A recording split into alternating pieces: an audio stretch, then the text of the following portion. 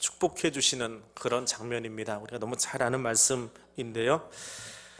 사람들이 예수께 만져주심을 바라고 아이들을 데리고 왔다. 사람들이 그렇게 되어 있습니다. 원래 본문에는 그들이 데리고 왔다. 무작위 복수형입니다.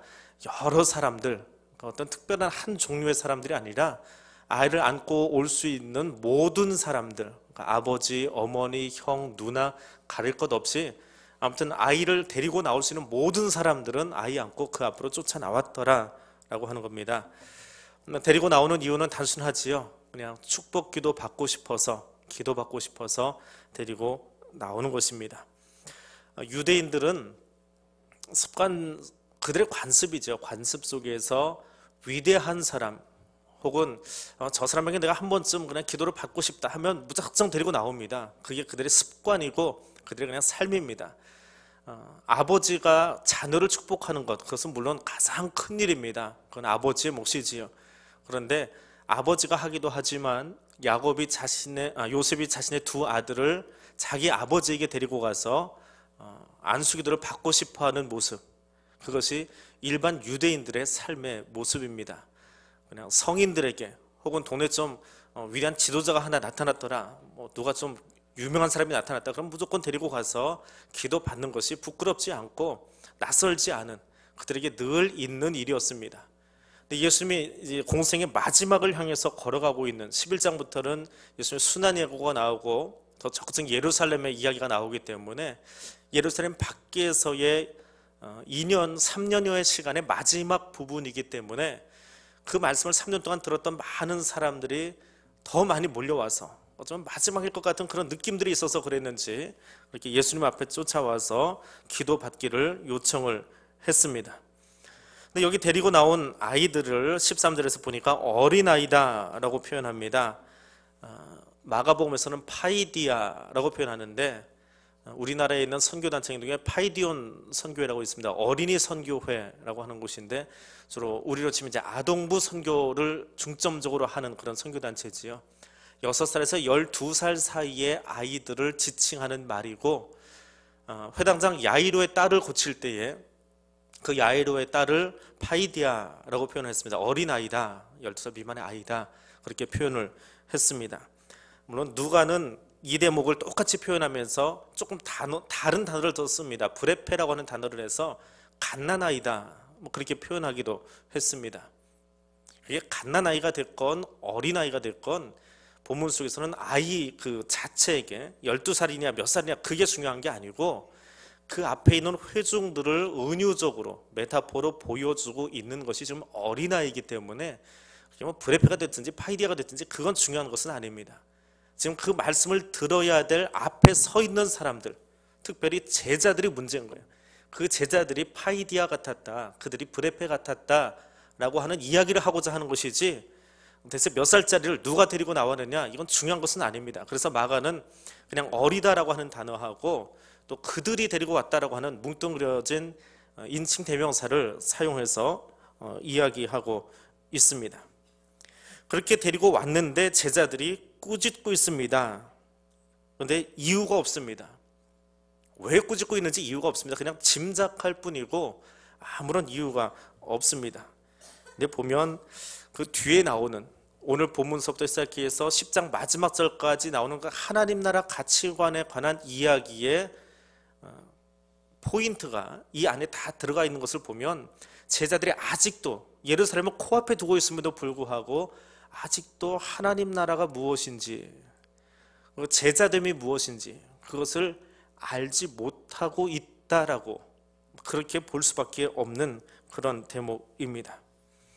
근데 예수님이 그 모습을 보시고 14절에 노하시어 이르시되, 14절 말씀을 어떻게 읽으면 예수님 마음처럼 읽을 수 있을까요? 본문 이전에도 예수님이 화를 내셨다, 노하셨다, 진노하셨다, 분노하셨다, 안타까워하셨다라는 이야기들이 몇 번 나옵니다. 마가복음 1장에 보면 곧 보내시며 엄히 경고하시고, 누구에게요? 나병 걸렸던 환자에게 너 내가 고쳐준 거 얘기하지 마. 그리고 그냥 경고하시는 이야기, 그렇게 나오지요. 같은 단어를 쓰고 있습니다. 3장에 가면 그들의 마음이 완악함을 탄식하자 노하심으로, 이건 어디입니까? 3장의 이야기는 회당에서 손 마른 사람을 고치실 때에 그 옆에 있던 사람들이 안식일 날 손 고친다 하니까 이거 고치나 마나 보고 있는 그들을 보시고 노하셔서 탄식함으로 예수님이 그들에게 이야기하시는 그런 대목이 있습니다. 그런가 하면 마가복음 7장에 가서는 하늘을 우러러 탄식하시며 말씀하시기를 뭐라고요? 에바다. 탄식하시며 너무 안타까워서 귀도 먹고 말도 못하는 그 사람을 보면서 안타까움으로 하시는데, 그때도 이 노하셨다라고 하는 이야기가 사용되고 있습니다. 그리고 9장에 가면 믿음이 없는 세대야 내가 얼마나 너희와 함께 있으리요 하면서 화를 내시는 장면이 하나 또 있습니다.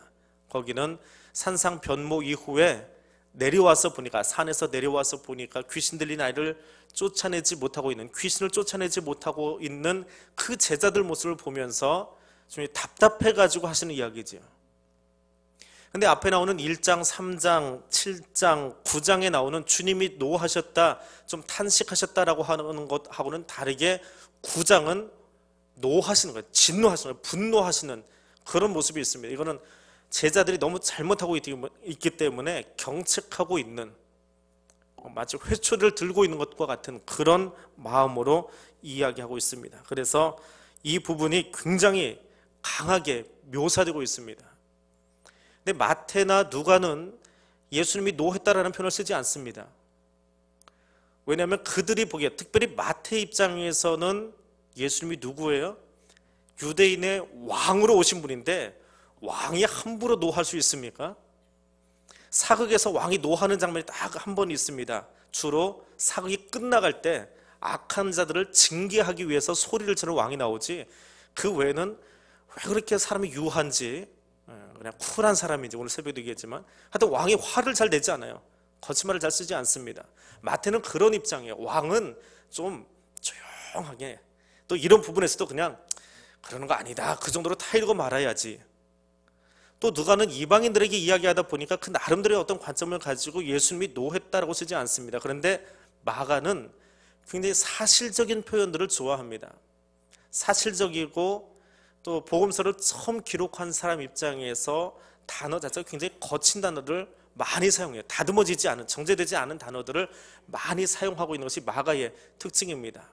그래서 예수님은 우리를 찾아오시는데 진짜 인간으로 오신 분이지, 그분이 뭐 왕이라든지 너희의 구주라든지 그게 아니다.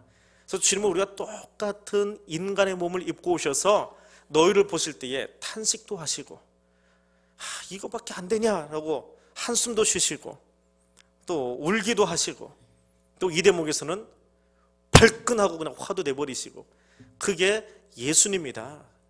근데 그 예수님이 왜 화를 내셨어요? 다른 데도 화를 내긴 하셨지만 거기는 탄식에 가까운 화였는데 여기서는 왜 목소리까지 올라가면서 화를 내셨느냐? 그거는 그들이 그만큼 아직도 제자됨에서 거리가 멀더라. 예수님이 진노하시면서 하는 이야기가 있습니다. 어린아이들이 내게 오는 것을 용납하고 금하지 말아라. 제자들이 말리고 있었다는 거예요. 못 오게. 어린아이뿐만 아니라 그들을 안고 오는 사람들을 말리고 있었습니다. 너희가 지금 아이들 맡고 있는 행동을 즉각 중지하라라고 외치고 있는 거지요. 그 제자들에게 지금 화를 내고 있는 겁니다. 어린아이를 데리고 들어오지 못하게 하는 이유, 예수님 앞에 어린아이가 나오지 못하게 하는 이유가 무엇일까요? 공예배 가운데 어린아이 데리고 들어왔다가, 오늘은 안 계시네요. 보통 2분 계셨는데, 아이들 안고 들어왔다가 아이가 울면은 엄마들이 놀래가지고 데리고 나가버립니다. 나가라고 아무도 얘기 안 하거든요. 물론 눈짓을 하는 사람은 있어요. 이렇게 쳐다보면서. 아니 뭐 조금 괜찮으시면 사탕이라도 이렇게 줘줘요. 아이를 이렇게 달래기려고. 이렇게 우리 할머니 고생들 보면 이렇게 이 가방 속에 별 무기가 다 있어요. 재치기 나올 때 막으려고 왕사탕, 아니면 애들 뭐 이렇게 졸릴까봐 주는 쪼꼬리 같은 거 다 넣어놓고 있다가 그 옆에 쫓아가서 이렇게 막 끝내주시는, 그것도 연륜인 것 같아요. 젊은 사람들은 빨리 안 나가고 쳐다보는데 무기도 좀 이렇게 장착하고 다니세요. 이렇게 탄티도 좀 두르시고. 그런데 남을 죽이는 무기가 아니라 아이들을 좀 이렇게 달래줄 수 있고, 갑자기 기침 나오는 사람들이 있어요. 환절기에 그분들도 좀 이렇게 목도 달래줄 수 있는 아무튼 이 아이들을 왜 못 들어오게 할까요? 왜 예수님 앞에 못 오게 할까요? 당시 유대인들의 생각 속에 어린아이는 율법을 읽지도 못하고 알지도 못하고 깨닫지도 못하는데, 알지 못하는 애들이 들어가서 삐약삐약 대봤자 시끄럽기만 하다는 거예요. 우리하고 똑같아요. 아이들이 뭘 잘 모르니까 예수님의 랍비 이야기를 알아듣기는 하겠어요? 철학적인 이야기가 막 쏟아지고 있을 텐데, 시끄러우니까 너희들은 들어오지 말아라. 그 율법을 알지 못한다라고 하는 것은 예수님 오기 전 이야기잖아요. 예수님 오셨어도 아직 복음서가 기록되기 전의 이야기잖아요. 율법을 알지 못한다, 성경을 알지 못한다라고 하는 것은 구원에 이르지 못하는 사람들이다라고 하는 거예요. 어린아이는 율법을 모르기 때문에 구원에도 이르지 못한다. 어려서라는 게 아니에요. 율법을 모르기 때문에, 또 율법이 증거되고 있는, 설명되고 있는 그 시간에 삐약삐약거리고 있으니까 시끄럽다, 나가라. 그 이유예요. 그래서 아이들을 금하고 있었습니다. 근데 예수님이 그 아이들을 들어오라라고 하는 것은 어떤 이유일까요? 방금 제가 했던 이야기의 반대 이야기예요. 유대인들의 머릿속에는 율법이 머릿속에 들어가 있어야, 성경적인 지식이 좀 머릿속에 들어가 있어야, 성경을 좀 알아야 구원에도 이루고, 그래야 뭐 좀 제자 되는 것 같고 하지요. 근데 예수님은 말씀이 머릿속에 있다고 천국 가는 게 아니고, 율법으로 가득 무장했다고 그가 구원받는 것이 아니고, 율법과 상관없이 예수를 구주로 영접하는 것, 그거 하나 가지고 천국 가는 거다. 그것을 가르쳐주고 싶은 거예요. 그것을 말하고 싶은 거예요. 그래서 그들이 들어오는 것을 용납해라, 막지 말아라 라고 이야기하고 있습니다. 14절에 가니까 다시 이렇게 주님이 설명하고 계십니다. 하나님 나라가 누구의 것이라고요? 14절 마지막 부분입니다. 하나님 나라가 누구의 것? 성경에 써있는데도 누가 어린아이라고 읽어요? 거기를 한글 못 읽으세요? 하나님 나라가 누구 것이라고요? 이런 자의 것이다 되어 있어요. 어린아이라고 안 써 있습니다. 성경을 이게 막 내 마음대로 읽지 마세요. 성경에는 글자를 이렇게 바꿔서 집어넣을 때가 있어요. 앞에는 어린아이를 이야기했습니다. 제가 아까도 이야기했잖아요. 어린아이, 그 아이 자체가 중요한 게 아니라고요. 아이가 몇 살이냐, 누가 데려가냐, 그게 좀 중요한 게 아니라고요. 지금 가르쳐주고 싶은 것은 이 어린아이와 같은 이런 자들의 것이다 라고 하는 거예요. 어린아이와 같은 이런 자들, 어린아이가 되라는 게 아니에요. 아기로 퇴행하라는 게 아닙니다. 어린아이처럼 살라는 게 아니에요. 이 어린아이와 같은 이런 부류, 그러니까 율법에는 좀 무지몽매해도 하나님 앞에 서는 것을 가장 즐거워하는 그 사람들, 하나님 앞에 서면 그분만 의지하려고 하는, 그것이 어린아이의 성품이에요. 여러분, 어린아이의 성품이 무엇입니까? 어린아이의 최고의 성품이 뭐예요? 어린아이가 천진난만하다고요? 그런 소리 하지 마세요. 1살짜리 아이도 나쁜 짓 해요. 화가 나보세요. 이 이빨 난 아이들이요, 화가 나면 엄마 젖 깨물어 버립니다. 승질부려요 그 앞에서. 엄마들만 알죠. 아빠는 안아보지 않아서. 저는 봐서 하는 거고요. 그러니까 아이들도 악한 면이 있다는 거예요. 그러니까 어린아이처럼 되라는 거 하는 것은 어린아이의 모양이 아니에요. 어린 그 나이로 천진난만함으로 가라라고 하는 것이 아니라, 어린아이처럼 어떻게 하라고요? 어린아이의 가장 큰 특징이 뭐냐 하면, 약하기 때문에, 어린아이는 약하잖아요. 약하기 때문에 의지할 수밖에 없어요. 누군가에게 자꾸 기대야만 돼요. 누구에게? 힘 있는 누군가에게. 그것이 부모일 수도 있고요. 보통 이제 어린아이는 부모겠죠. 부모에게 의지할 수밖에 없어요. 근데 부모에게 의지하는데 어떻게 의지해요? 아이에게 있어서 아빠는 어떤 존재인지 아세요? 어린아이. 아이들이 없어서 이미 다 잊어버리셨지요. 몇 살까지 그 생각을 갖고 사는지 모르겠지만 아이에게 아빠는 슈퍼맨이에요. 모든 것을 다 할 수 있고요, 세상에서 제일 뛰어나고요, 다 알고 계세요. 근데 어느 날 보니까 우리 아빠가 힘도 없고요, 이것도 못하고요, 저것도 못하고요, 밖에 나가 보니까 직장 상사 앞에서 그냥 고개 숙이고 있고요, 초라한 아빠를 만나기 시작해요. 이게 아이가 커가면서 하는, 이게 아빠를 알아가는 거지요. 근데 어린아이들은 아빠가 이 세상에서 최고예요. 최고예요. 그래서 의지하는데 어떻게 의지해요? 전적으로 의지해요. 뭐 앞뒤 안 가리고 아빠만 있으면 모든 것이 다 해결돼요. 불독이 나타나도 아빠만 옆에 있어주면, 아빠가 먼저 도망가지 않는 한은 아빠만 있으면 무섭지 않아요. 뭐 동네 깡패 나타나도 괜찮아요. 아빠만 계시면 나는 무섭지 않아요. 아빠가 다 해결해 주실 것 같아요. 뭐 저 위에 배드민턴 치다가 공이 올라갔어요. 아빠는 무슨 수를 써서라도 끌어내릴 수 있을 거예요. 그럼 아빠는 거기서 슈퍼맨이 또 될 수밖에 없어요. 뭐 어떻게든지 그것도 끌어내리지요. 그게 아이의 특징이에요. 예수님이 제자들에게 가르치기 원하는 어린아이, 이런 자와 같이 되라라고 하는 것은 천진난만함을 이야기하는 것이 아닙니다. 철저하게 의지해라라고 하는 거예요. 누구를? 하나님을 철저하게 의지해라. 근데 제자들이 지금 그것이 안 되고 있는 거예요. 제자됨의 가장 기본이에요. 제자됨의 가장 기본은 하나님만 철저하게 의지하는 거예요. 다른 거 쳐다보지 않고 하나님만 의지하는 거예요. 근데 신앙생활을 하면서도 이것이 제일 안 돼요.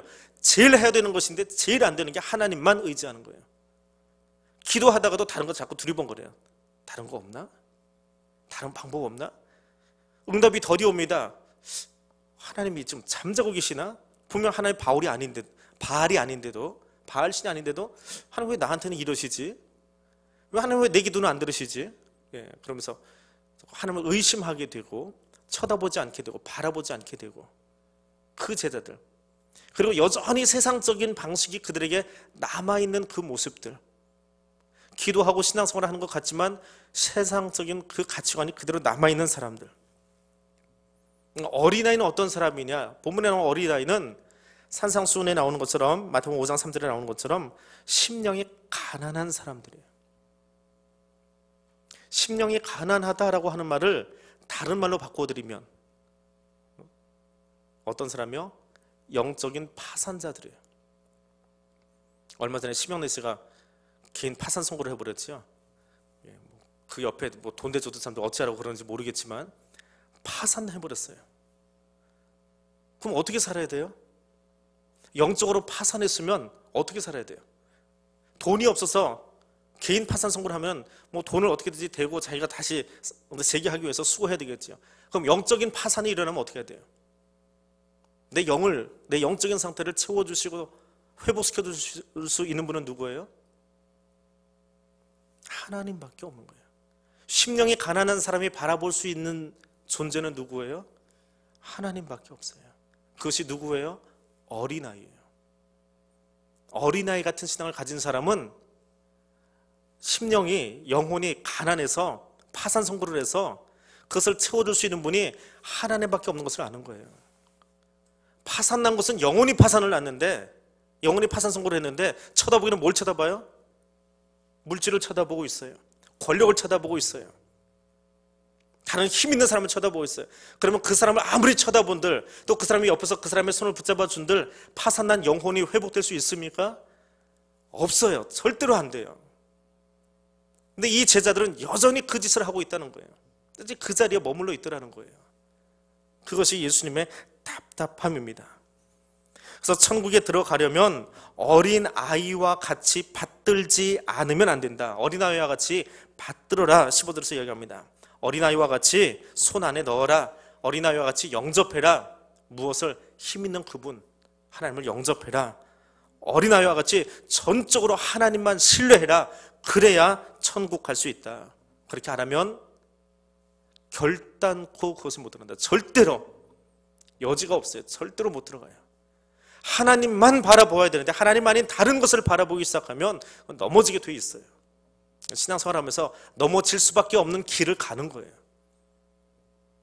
가장 쉬운 말이지만 가장 어려운 말이고 매일 반복해야 되는 말이지만 우리가 잊어버리지 말아야 될 것이 신앙생활하면서 하나님만 쳐다보는 거예요.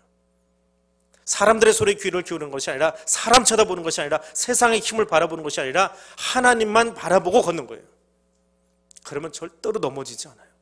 휩쓸리지도 않아요. 세상의 조류에 절대로 휩쓸리지 않아요. 근데 하나님 아닌 다른 것을 바라보고 신앙생활을 하면, 교회 안에서도 그래요. 교회 안에 있어도 하나님 아닌 다른 것을 삐딱하니 쳐다보고 있으면, 몸은 이러고 있는데 이렇게 쳐다보고 있잖아요. 넘어져요. 시험에 들어요. 사람은 불쌍히 여겨야 될 존재예요. 우리가 믿고 바라보아야 될 존재는 하나님밖에 없어요. 절대로 잊어버리지 마세요. 놓치지 마세요. 하나님만 바라보세요. 하나님만이 여러분에게 힘을 주실 수 있고 그분만이 여러분의 영혼을 치유하고 회복시킬 수 있는 유일한 분이에요. 다른 곳에 눈 두지 않기를 원합니다. 그럼 이 어린아이는 어떤 존재라는 거예요? 관계적인 면에서, 하나님과의 관계적인 면에서 전적으로 하나님께 맡겨지는 사람이에요. 이 어린아이는 아버지의 권위라면 철저하게 생각하는 존재예요. 우리 아버지는 세상에 누구하고도 비교할 수 없어요. 그때는 잘 모르죠. 우리 아버지가 대체 직장에서 뭐하고 있는지. 그 어린아이 때는 그런 마음으로 살라는 거예요. 하나님에 대해서 추호도 의심하지 않고 하나님의 능력에 대해서, 하나님의 전지전능하심에 대해서 의심하지 않고 온전히 그분만 따라갈 줄 아는 그런 깊은 신뢰와 무조건적인 의존을 가지고 살아가라라고 하는 겁니다. 근데 지금 이 배경에 보니까 이 사람들, 그 사람들이 어린아이를 데리고 나왔어요. 어린아이를 데리고 나왔어요. 안수기도 받으려고. 근데 제자들이 뜯어말립니다. 왜 뜯어말렸을까요? 첫 번째 이유는 방금 이야기한 거예요. 두 번째 이유는 지금은 기도 받을 때가 아니라는 거예요. 지금은 기도 받을 때가 아니다라고 하는 거예요. 제가 지난 주간에 교회학교 그 아이들 축복 기도를 해줬는데요. 아이들이 아침에 엄마가 깨운다고 다 일어나질 않지요. 두 번째 날 되니까 유치부 부모님 중에 한 분이 어제 놓쳤는데 어떻게 해요? 그런 거예요. 뭘 어떻게 해요? 그 다음날 올라오면 되지. 제자들의 생각이 거기에 있는 거예요. 지금 유대인들이 그 랍비에게 가서 안수기도 받는 날이 정해져 있어요. 언제요? 속죄일 바로 다음 날. 속죄 제사가 다 끝나고 나면 모든 이스라엘 사람들이 행복한 날이에요. 그리고 방금 제사장이 우리의 죄를 다 씻어 주었기 때문에 가장 깨끗한 상태가 되었어요. 율법적으로. 그래서 날짜가 지나가면 지나갈수록 점점 더러워지잖아요. 그러니까 속죄 날이 끝나자마자 그 깨끗한 상태에서 어린아이들을 안고 이 랍비가 아니라 장로들이, 장로라고 해서 교회 장로가 아니고요, 그 마을의 어른들을 이야기하는 거예요. 마을의 연장자들이 어린아이를 안고 다 축복해서 그날 축복기도 하는 날이에요. 근데 지금 예수님이 있는 이 날은 그날과는 거리가 멀리 떨어져 있는 날이에요. 속죄라고는 거리가 떨어져 있어요. 6월절에 가까운 날이에요. 그러니까 오늘은 날짜적으로 아니다. 율법적으로 오늘은 기도받는 날이 아니야. 네가 왜 올라와? 근데 예수님이 그들을 끌어안으셨어요. 주님이 복주기를 원하는 것은 문자에 매여 있는 것이 아니라, 관습에 매여 있는 것이 아니라, 나는 너희 모두를 다 복주기를 원해라고 이야기하고 있는 거예요. 율법에 매여서 너희를 복주는 존재가 아니다라고 하는 거예요. 왜? 마가가 지금 설교하고 있는 그 공동체는 이방인 교회거든요. 이방인들은 율법을 잘 몰라요. 그 이방인들은 유대인이 보기에 가장 천한 사람들이에요. 복과는 거리가 먼 사람들이에요. 근데 그들에게 마가가 복음을 선언하면서 말씀을 전하면서 주님은 그런 관습에, 문자에 얽매여 사시는 분이 아니라 하나님의 복을 세리에게도 죄인에게도 홀로 된 여인들에게도 그리고 너희 이방인에게도 주기를 원하셔. 마음이 갈급해 있으면, 내가 주님께 복 받고 싶어요. 갈급해 있으면 주님은 그 머리에 안수하기를 원하셔. 주님은 어른들한테 안수한 기록은 별로 몇 번 나오지도 않아요. 근데 어린아이들은 끌어안고 머리에다 손을 얹고 기도해 주셨어요. 그것이 주님의 모습이에요. 그럼에도 불구하고 오늘 뒤로 넘어가니까 제자들은 뭐하고 있어요? 누가 크냐 또 싸우고 있어요. 또 싸우는데 더 재밌는 것은 이 마가는 참 말이 거칠다라고 하는 게, 마태는 야고보와 요한이 예수님께 나와가지고 우리가 나중에 예수님이 좋은 자리에 가시면 하나는 좌편에 하나는 우편에 서게 해주세요 라고 이야기를 하잖아요. 근데 그걸 누가 했어요? 그 이야기를? 야고보가 했어요? 요한이 했어요? 네, 어머니가 했지요. 체면 문화가 있어요. 마태는 그래도 어른들이 체면이 있지. 그래서 어머니 치맛바람을 이용을 합니다. 근데 마가는 그렇게 기록 안 해요. 두 사람이 직접 한 걸로 얘기가 나와요. 야고보와 요한이 직접 한 것으로 나옵니다. 그러니까 제자들이 그만큼 부끄러운 상태였다라고 하는 것을 마가는 숨기질 않아요. 마태는 조금 이렇게 덮어주면서 이야기를 해요. 그래도 좀 부드럽게 넘어가려고 해요. 말도 좀 거친 것을 다듬어 가려고 하고, 왕 앞에서 하는 이야기니까. 근데 마가는 안 그래요. 있는 그대로 다 고발해 버리는 거예요. 고자질하는 거예요. 백성들 앞에서 회중들에게 이야기해 주는 거예요. 야, 저 옆에 교회 아무개 목사 알지? 지금 그러고 있는 거예요. 마가가 자기 교회에다 설교하면서 왜 우리 순교자 중에 제일 먼저 죽은 그 순교자 야고보가 첫 번째 순교자잖아요. 그 첫 번째 순교자 순교했다고 그러는데 그 야고보가 뭐 한 줄 알아? 예수 밑에 가가지고 좌회전짜리 하나 내달라고 하는 그런 양반이다. 근데 이전 변화돼가지고 첫 번째 순교했어. 요한은 뭐 하는 줄 알아? 지금 뭐 저기 밤모습에 유배가 있는지 모르겠지만은 야 한때는 그 사람도 성질 보통 아니었어. 그 사람은 우회전짜리 달라고 그랬다. 그게 변화되기 전의 모습이야. 그 목사님들도 그랬어. 그러니까 너희들 괜찮아. 근데 너희들도 바뀌어야 돼. 그렇게 바뀌어서 순교한 야고보처럼, 그렇게 변해서 밤모습에 간 요한처럼 너희도 바뀌어야 돼라고 지금 이야기하고 있는 거예요. 실명을 언급해가면서, 옆에 교회 목사 언급해가면서, 우리로 치면 옆에 교회 목사가 이만저만 했대 그래가면서 설교를 좀 하고 있는 거예요. 정작 예수님께 좌의정 우의정을 원했던 사람은, 한 사람은 최초의 순교자로, 하나는 최후의 순교자로 사도들 중에 등장을 하지요. 그리고 10장을 마무리하는데 어떤 이야기가 나옵니까? 이 어린아이의 이야기와 샌드위치가 돼서 나오는 이야기예요. 소경 바디메오의 이야기가 나옵니다. 예수님 공생의 마지막이에요. 이거 끝나고 다음 주에는 예루살렘에 들어가서 나오는 이야기가 등장을 합니다. 제자들이 얼마나 영적으로 무지몽매한가라고 하는 것을 보여주기 위해서 바디메오가 나와요. 다른 복음서하고 비교하면 이 바디메오가 대체 누군가 궁금해요. 앞뒤가 잘 안 맞거든요. 마가복음하고 복음서를 쭉 늘어놓으면. 근데 그거 맞출 필요 없어요. 오늘은 마가만 보고 마가만 이야기하자고요. 뭐 마태복음 비교해서 이게 대체 어디에 있었느니, 여리고에 들어갈 때 만난 사람인지 나올 때나 만났습니까? 이거 가지고 신학자들이 막 싸우고 논쟁하고 있는데, 우리는 그런 논쟁은 그냥 신학자들한테 맡겨놓고, 너무 복잡했어요. 그거 다 이야기할 필요 없고요. 중요한 것은 어린아이 같이 되지 못한 제자들하고 비교했을 때에 항상 그러잖아요. 앞에서도 이 제자들이 이렇게 덜 떨어졌냐라고 이야기한 게 뭐 이방 여인을 통해서 한번 또 책망하시고, 오늘 부분에서는 어린아이 같지 못한 그들의 모습, 으뜸되고자 하는 그들의 모습을 바라보면서 누구를 끄집어냈어요? 디모의 아들 바디메오를 꺼내서 이야기하고 있어요. 이 사람이 나사렛 예수가 지나가신다라고 하는 이야기를 듣습니다. 그랬더니 다짜고짜 소리를 지르는 거예요. 어떻게 소리를 지릅니까? 47절에 가서 봅니다. 47절입니다. 나사렛 예수시란 말을 듣고 소리질러 이르되 다윗의 자손 예수여 나를 불쌍히 여겨주십시오. 누가 지나간다고 그랬어요? 누가 지나가요? 어디 예수요? 나사렛 예수요. 나사렛 빼면 안 돼요. 나사렛 예수가 지나간대라고 하는 소리가 눈이 먼 사람에게 귀로만 들리는 거예요. 나사렛 예수가 지나간대. 왜? 이스라엘에는 예수가 너무 많아요. 이름이 흔한 이름이 예수예요. 여기저기 예수예요. 그래서 구별하려고 나사렛 예수라고 하는 거예요. 나사렛 지방에서 살던 예수가 지금 지나가고 있대. 이게 귀로 들린 거예요. 그 귀로 듣자마자 이 바디메오가 뭐라고 소리 지릅니까? 뭐라고 소리 질렀어요? 다윗의 자손 예수여 나를 불쌍히 여겨주십시오. 누구라고요? 다윗의 자손 예수여. 지나가는 자는 누구였어요? 나사렛 예수. 세상 사람들은 나사렛에서 뭐 선한 게 나와, 뭐 누가 지나간대, 야 저 3년 동안 저기서 막 떠돌고 중앙정부랑 힘들게 했던 그 사람이 다시 나타나가지고 또 예루살렘에 입성하려고 그러는데 이번에도 상 한번 엎을까 뭐 그러고 다 쳐다보고 있는데, 이 소경은 눈을 감고 있다 그 소리를 듣자마자 뭐라고 외쳤다고요? 다윗의 자손 예수여 하고 소리 듭니다. 다윗의 자손. 이스라엘 사람들은 다 다윗의 자손이에요. 다 그렇게 생각하고 있어요. 유다 지파는 다 다윗의 자손이에요. 그렇게 생각들을 하고 있어요. 근데 이 대목에서 예수를 나사렛 예수가 지나간다라고 했는데 다윗의 자손이 하고 소리 지르는 이유는 뭐예요? 다윗의 자손이라고 하는 이 문구는 메시아입니다라고 하는 고백이에요. 이스라엘 사람들이 메시아를 고백할 때에 메시아를 입에 떠올리기를 싫어해요. 왜? 너무 거룩한 이름이라. 그래서 그 사람을 표현하기를 어떻게 표현해요? 다윗의 자손이요 그러면 그게 메시아요 하고 소리 지르는 거예요. 듣기는 나사렛 예수예요.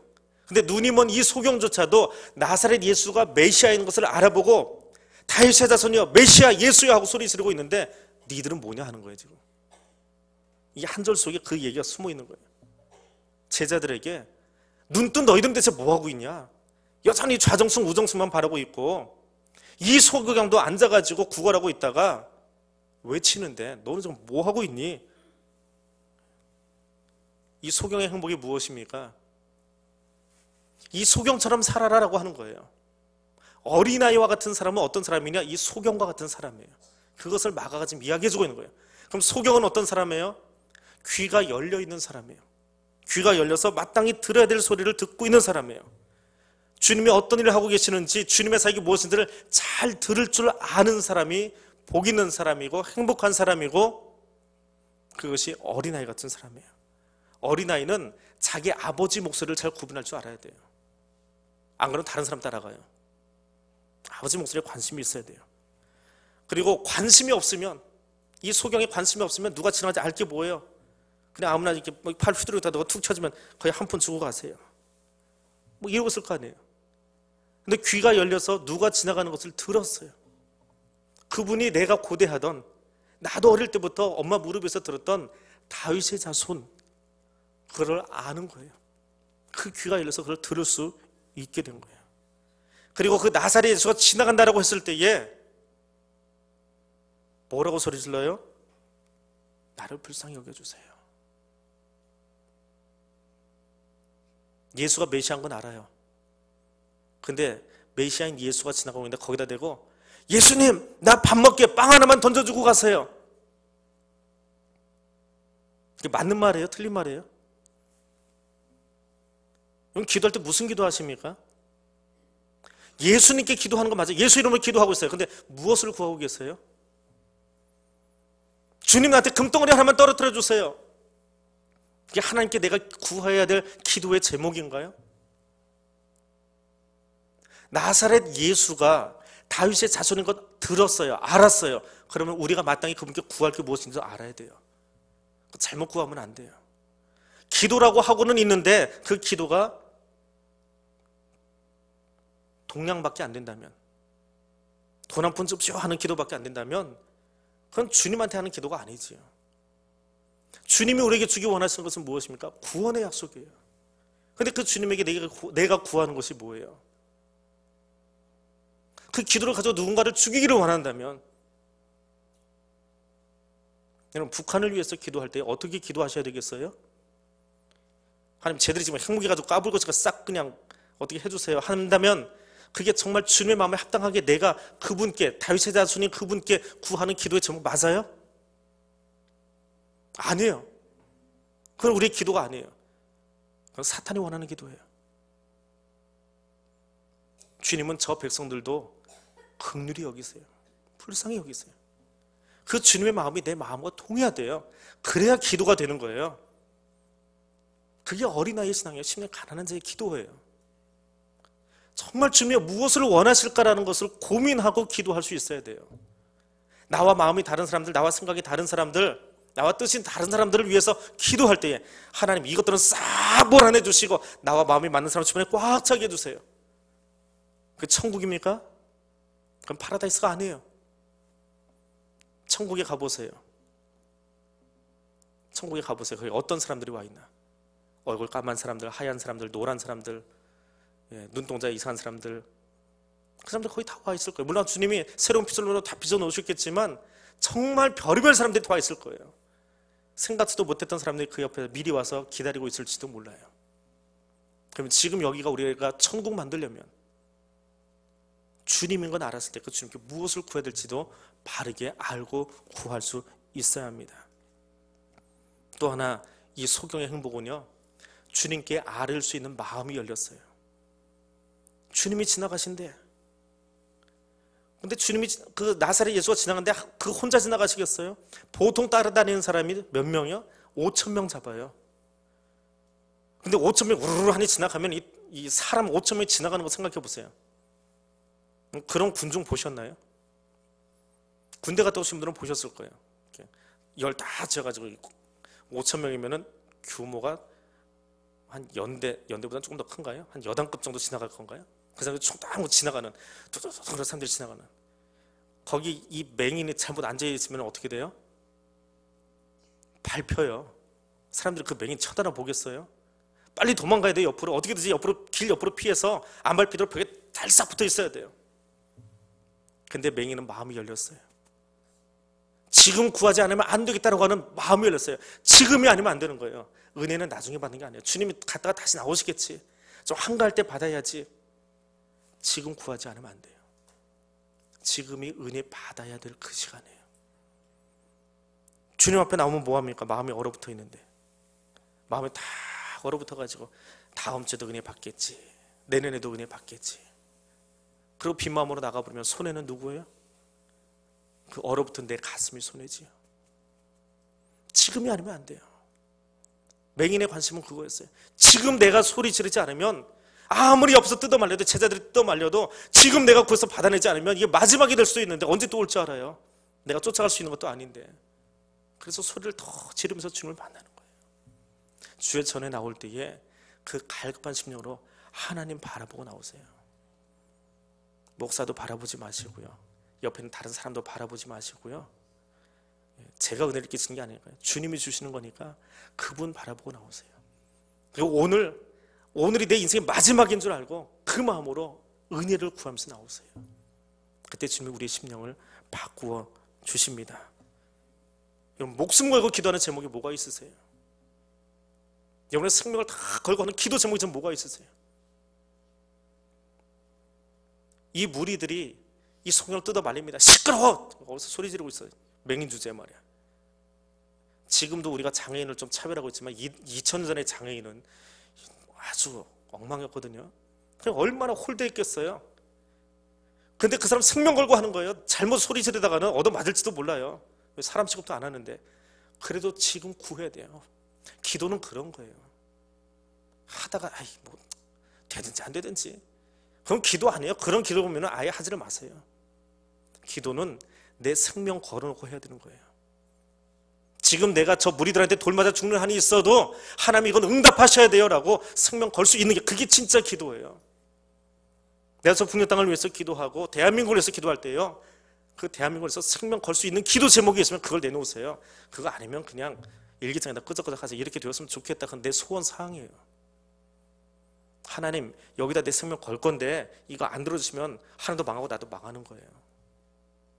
하나님, 내 이름을 생명책에서 지워주세요. 지우시든지 아니면 이 백성 따라서 가난에 같이 올라가 주세요. 그러시는 법이 어딨어요? 하나님, 모세가 당돌하게 나가서 얘기했잖아요. 왜? 그게 기도예요. 사람을 살리기 위한 기도예요. 내가 죽는 한이 있어도 저 사람들 살려야 돼요. 그게 기도지. 너 죽고 나 죽자, 그건 세상이에요. 안 될까? 둘 다 물리 죽게 들어가서 먹살 잡고 들어가 버리는 거예요. 그건 세상의 방법이고 사탄의 방법이에요. 근데 하나님의 방법은, 하나님 내가 죽을 테니까, 내 이름 빼도 괜찮으니까 다 올려주세요. 하나님 같이 올라가 주세요. 하나님 지금이 아니면 안 돼요. 그 마음이 열린 것이 행복이에요. 우리의 마음이 그렇게 열릴 수 있기를 원합니다. 주님 앞에 그렇게 열려서 정말 내가 생명 걸고 오늘 기도해야 될 제목이 무엇인지를 찾으세요. 그것 붙들고 눈물로 기도하세요. 내 자녀가 그렇게 생명이십니까? 물질이 생명이십니까? 정말 내가 생명 걸어야 될 것이 무엇입니까?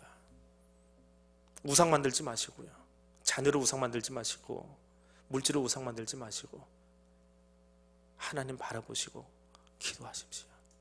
나머지는 하나님이 다 해주시니까요. 그렇게 기도했더니 주의 은혜로 눈이 열리는 행복이 그에게 주어졌습니다. 예수님 옆에 몇 명이 따라갔다고요? 줄잡아 5,000명. 그 5,000명이 한 일이 뭐예요? 시끄러, 이 녀석아 어디서 떠들고 있어. 무리가 한 일은 그거밖에 없어요. 시끄러, 입 다물어, 떠들지 마, 니까짓 게, 그러고 있었을 거예요. 근데 그 따라서는 5,000명 중에 그날 은혜 받은 사람은 몇 명이요? 이 사람 한 사람밖에 없어요. 무리가 따라가는데 은혜 받은 사람 하나밖에 없어요. 왜요? 왜 그가 은혜 받았습니까? 주님의 시선을 빼앗았기 때문에. 주님이 나를 바라보신 게 은혜예요. 주님이 여러분을 바라보아 주신 게 은혜입니다. 예수님이 그 부자 동네 여리고에 들어가실 때에, 여리고가 어떤 동네라고 그랬어요? 제가 지난달에 설명드렸잖아요. 여리고는 어떤 동네예요? 제사장님들이 모여 사는, 고위 관직자들이 모여 사는 돈이 정말 많은 동네예요. 근데 주님이 여리고에 들어가셨다가 누굴 만났어요? 누구 만났어요? 주님이 여리고에 들어가다 보니까 아주 웃긴 사람이 하나 있는 거예요. 다 돈도 많고 다 그럴듯하게 옷을 입고 있는데 아주 웃기는 사람이 하나 있어요. 여리고에 들어가다 보니까 얘는 거기서 뭐하냐? 나무 위에 올라가 있는 사람, 삭개오. 여리고에 들어 지나가시다가 주님의 시선을 빼앗아 버렸잖아요. 너 거기서 뭐하니? 주님의 눈을 빼앗았어요. 그랬더니 그 집에 은혜가 임하잖아요. 무리 5천 명이 쫓아가고 있는데 다들 똑같은 소리 내고 있어요. 막 싫은 소리 내고 있어요. 폄하하는 소리를 내고 있어요. 그런데 한 사람이 자기의 시선을 뺐어요. 예수님의 시선을. 그래서 마음을 빼앗아가고 있어요. 예수야, 나를 불쌍히 여겨주세요. 오늘 아니면 안 되겠으니까. 그 목소리가 얼마나 처절했겠어요. 그 온갖 비난의 소리를 들으면서 얼마나 처절하게 주님을 불렀겠어요. 목이 얼마나 쉬었겠어요. 주님의 시선에 거기 머물지 않을 수밖에 없잖아요. 그때의 은혜가 임하는 거예요. 사람들의 시선을 뺏어오려고 하지 마시고요. 내 편 만드는 그 일 하지 마시고요. 누구의 시선을 뺏어와야 돼요? 누구의 시선이요? 주님의 시선을 뺏어오세요. 그러면 은혜로 삽니다. 주님의 시선을 뺏는 사람 되시기를 바랍니다. 세상 사람들의 이목을 집중시키려고 살지 마시고요. 몇 년 쓰고 있어봤자 어차피 무덤에 들어가면 내 머리를 크게 쓰지 마시고요. 주님의 시선을 빼앗음으로 영원한 천국에서 주님의 시선을 면류관 바라보고 걸어가는 여러분 될 수 있기를 소원합니다. 그게 어린아이 같은 사람이에요. 그게 교회에 정말 하나님 나라 가치관을 가지고 살아가는 사람들의 모습이에요. 제자들아, 마가교회야, 오늘 대양교회야, 오늘 또 내 이름을 부르면서 성환아, 너 눈을 나한테만 좀 고정시켜라. 누가 뭐라고 하든지 주위에서 너한테 뭐 무슨 소리 별소리 다 할 거야. 그 무리들처럼. 그런데 내 눈을 누구한테? 나한테, 하나님한테. 너 그렇게 좀 해봐. 내 시선 좀 한번 뺏어봐. 내가 너한테 고개 좀 돌릴 수 있게 한번 살아봐.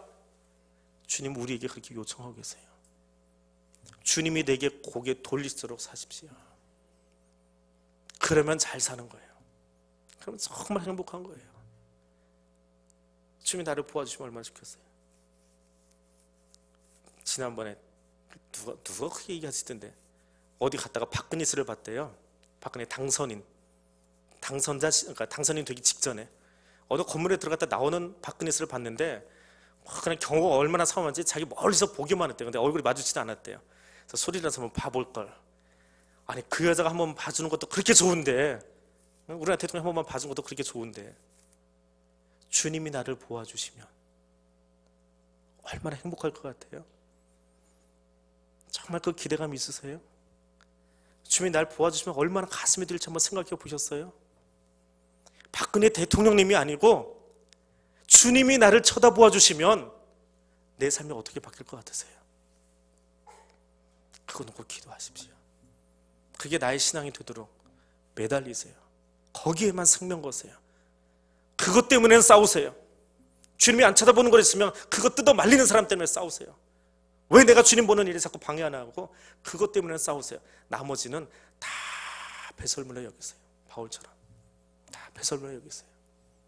그것이 가장 아름다운 그리스도인의 모습이고 천국 가치관을 가지고 살아가는 사람들의 삶입니다.